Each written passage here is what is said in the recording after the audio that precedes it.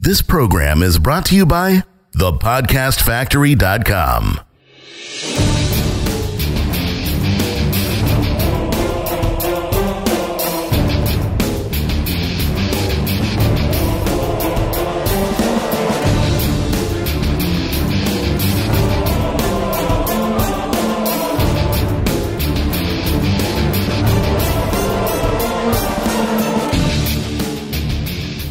You're listening to Death, Glory, or Disappointment, and today we have for you part 2 of our conversation with Dan and Tega on why you can't do it alone. So let's jump back in where we left off. So you talked about the importance of having someone you can trust, Dan. And so how do you figure that out? Because there's so many people that talk the talk, but when it comes down to it, they're more motivated by what they need than what you need, and it's hard to build trust that way. Yeah, I mean, trust is hard to build, and for me, it was down to actions. I mean, when we started, sharing certain logins and certain things as you do in a business, because there's things you need access to and data and so on and so forth. It was like anything. I think we just kind of started off small, didn't we? First of all, we started off with some of the tech side of things, then moved it more onto the business platforms and some of the back end systems that we needed doing. And it's like anything. We started small. First of all, it was just a case of, did I pay you? Did I provide opportunities for you? Did Tega do what he said he did? So it's very simple stuff. But then as we grew as a business and my mentor became more prevalent and we started to get bigger and bigger, then we both had more responsibilities to the point where, the reason I recruit is when I said when I'm almost kind of close to cracking. I mean, we've recruited quite a few new members to our team lately because, Tega was doing things that, again, even though you could do them really well, from a cost to benefit ratio, weren't your time. So then we've hired like project managers, email copywriters. We've had, what else we got? Editors, tech people, graphic designers, all things that Tega can do, but do they best serve the business and do they best serve Tega? And I'll probably hand it to you because obviously off the back, we were joking along, we were walking along, we went boxing today together, and we were talking about one of our groups, and what we do is we remove people out of one group and say, hey, you can go to the next level, or, hope you had a great time. And then he looked at me and said, have you manually ever removed 200 people from a group? And I just did this kind of like swinging, pointing action to Tega, and then Tega did the same one to our imaginary project manager, which was Leanne, and we're like, yeah, hey, we've outsourced again. But yeah, over to you, T. The trust thing is actually quite big. For me personally, showing that I know, not only do I know what I'm talking about, but I can actually deliver is something that I hold quite dear. So in terms of how do you gain the trust, or how do you show that you are trustworthy, is just doing what you say you're going to do when you say you're going to do it, whether you're in the mood to do it or not. And that's just my point of view. What about the flip side of that, Tega? How do you trust this big, burly, bearded mofo to know that he's going to lead you down the right path and start paying you and all that stuff? How do you go into that and say, yeah, I'm going to take this risk? No, I think you've hit the nail on the head there. It's a risk. You never really know, do you? From my point of view, it was a case of, if I do it for a month and if I don't get paid, I looked at it as it was a valuable lesson that I would learn. I didn't really come at it from a case of, I can't really trust him or anything like that.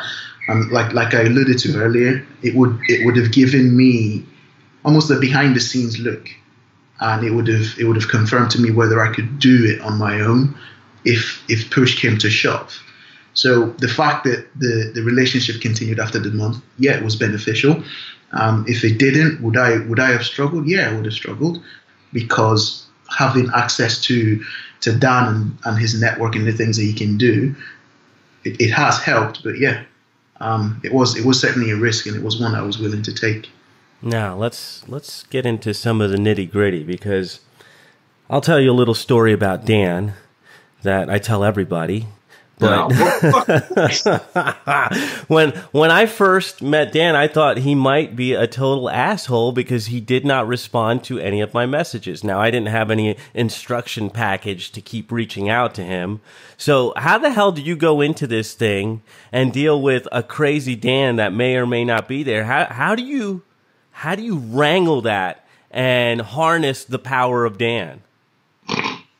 The easiest answer I can give to that question is, like Dan says, we complement each other. So where Dan is very much do this and I need it now, on the flip side of that, I'm actually very patient to the point that I can do what needs to be done. You pleasantly ignore me now, in a good way. I said, do you know what it is? It's a case of, so basically, what was that, DRS? Oh, disproportionate response. So listen, Dan sometimes gets angry.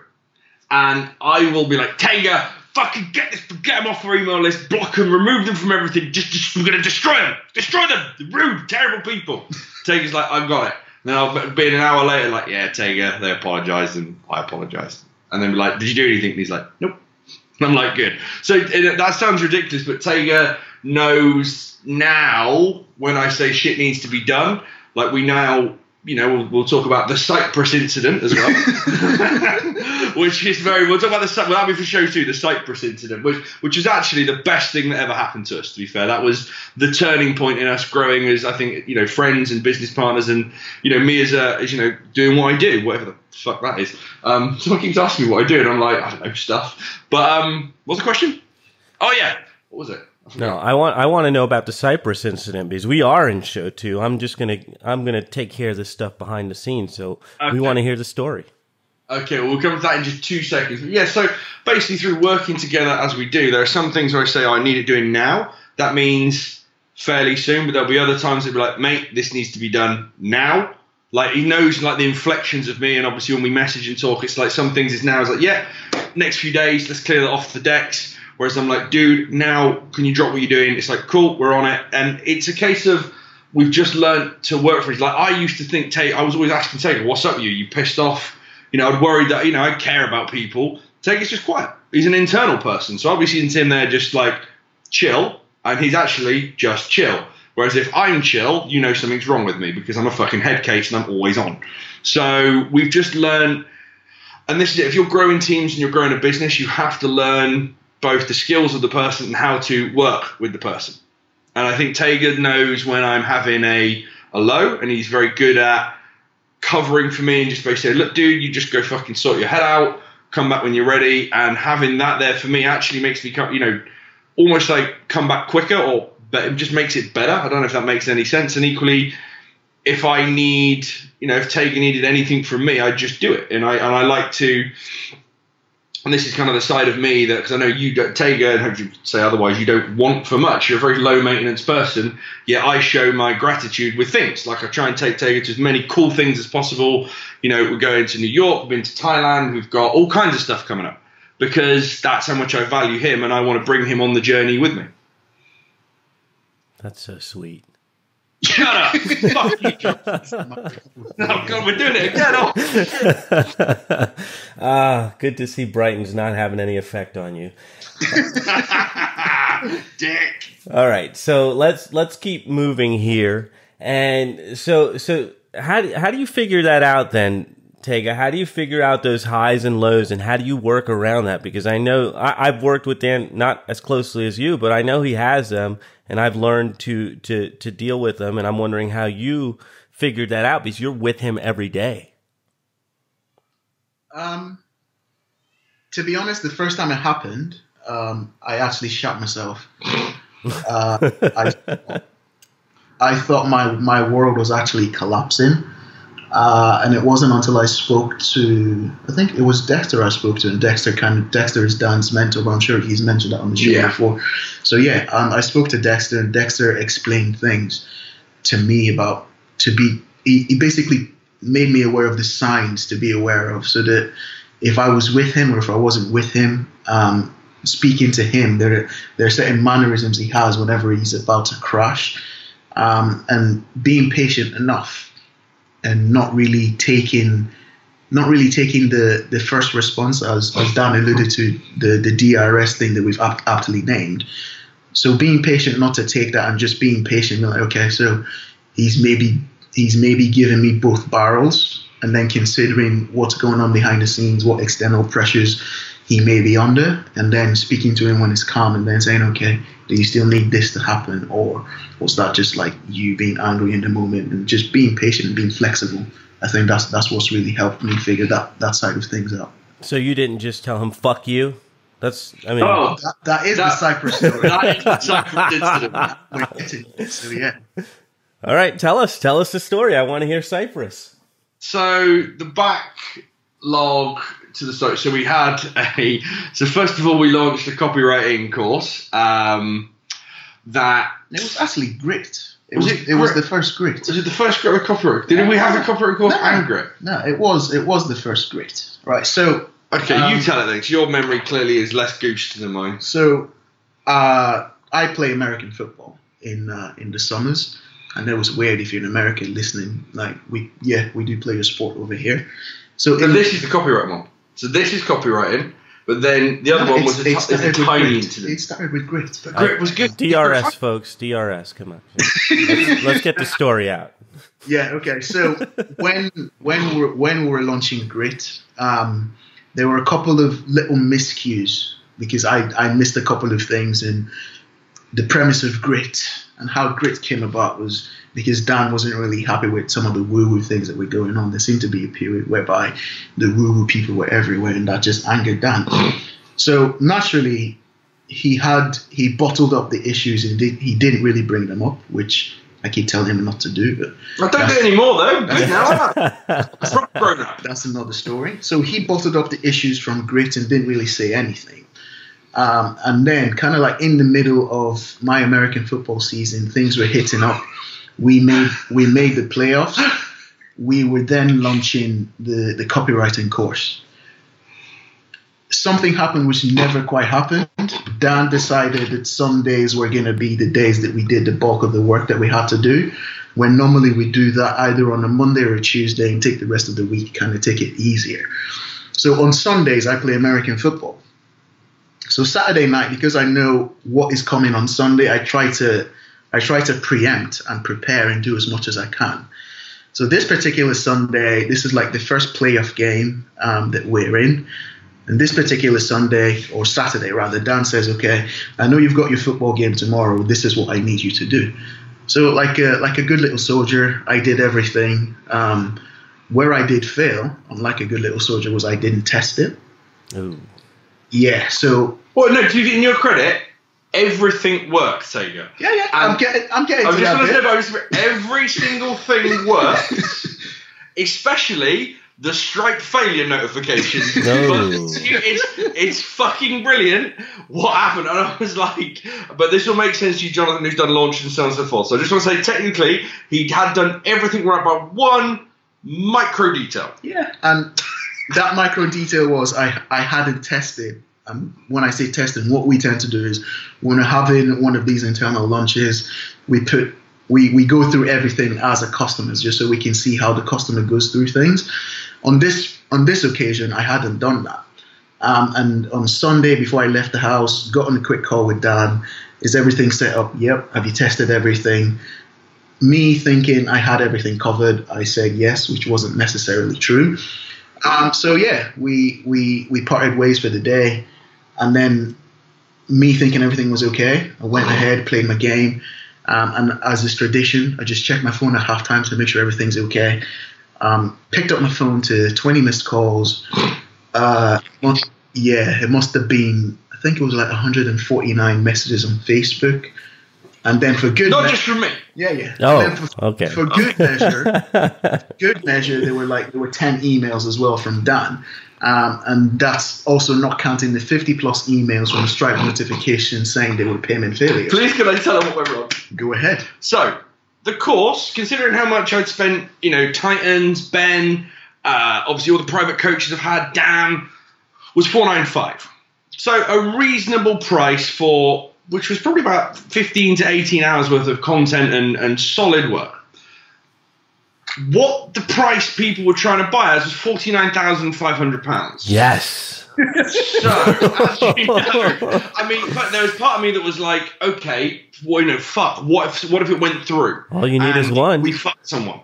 So there's that part of me. The other part was like, you know how hard it is when you've got someone excited to join something and they can't join. It kind of sours the process. So long story short, we had a discussion that day.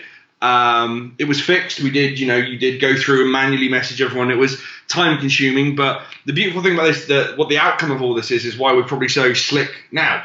And then one day, what was it we saw? It was something really minor, wasn't it? It was like a small, I think it might have been. It was an email. Click here. Yeah. And so what we do is often when I'm traveling and we have a really simple system because I can access things from my phone, but it's easier with Tega with his laptop and his fancy desktop to upload my, I'm not like one of those people who outsources all of their actual content. I write it all, but sometimes I'll do it on my mobile and I always put in capitals, Tega, insert link here. Basically big capitals should say, hey Tega, I need you to put something in here that I can't do from my phone. And it was really, I think, exciting. It was like something I was really excited about doing. And I basically had a little bit of DRS. So it was just like, for fuck's sake, it's just a fucking link, basically. And Tega snapped. And I remember this has happened to me with other people before. I've snapped at others and they pushed me too far. And it was our first and probably only argument, I'd probably say. And it was, from my point of view, heartbreaking at the time, but it's the best thing for us. And I'll probably hand that over to Tega to explain why. Yes, let's hear about the snap, Tega.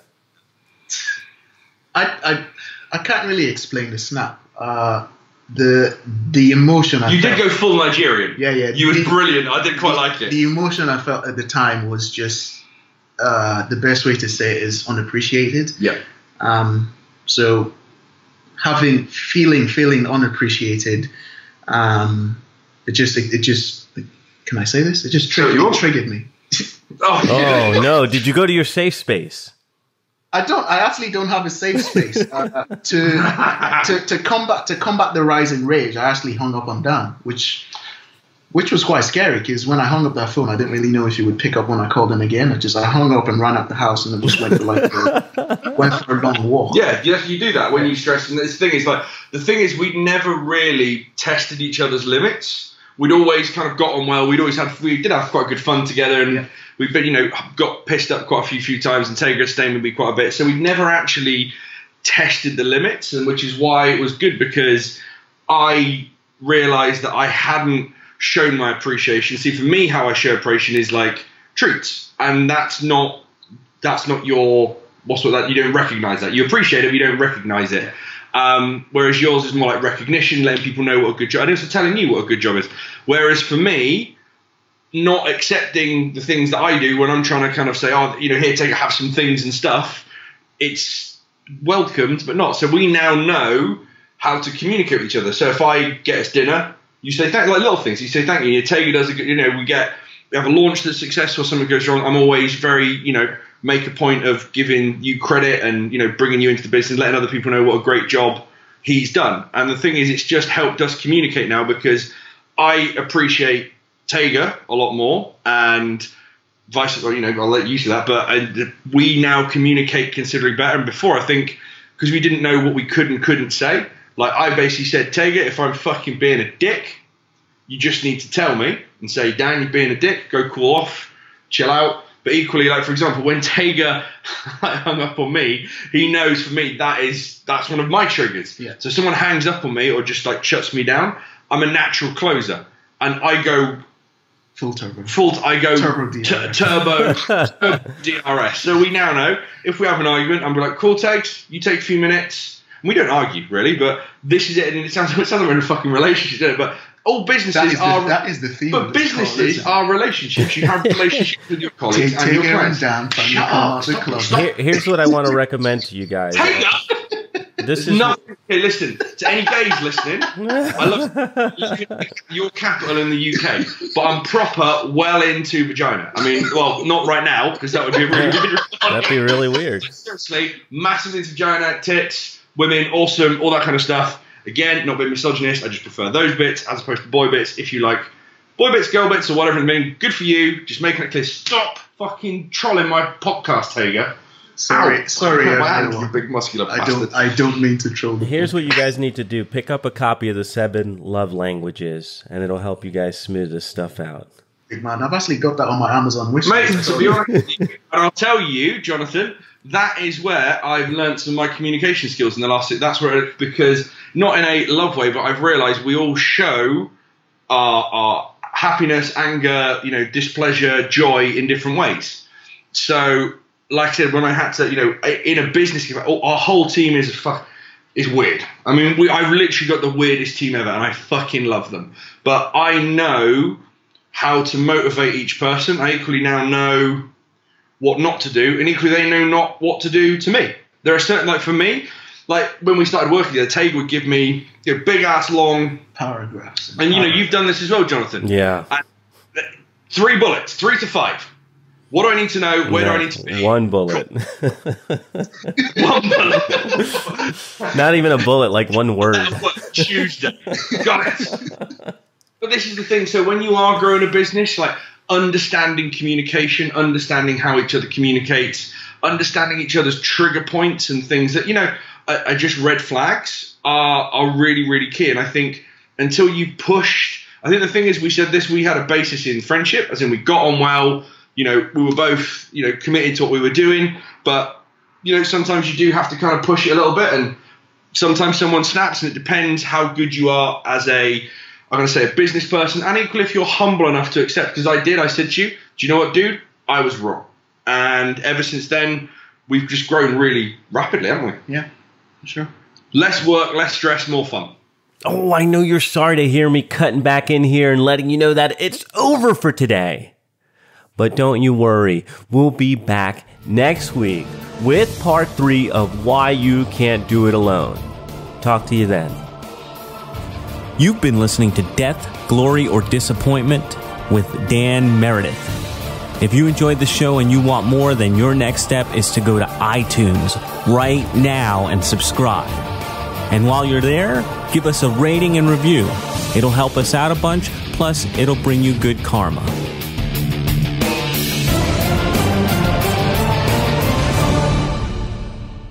This is thepodcastfactory.com.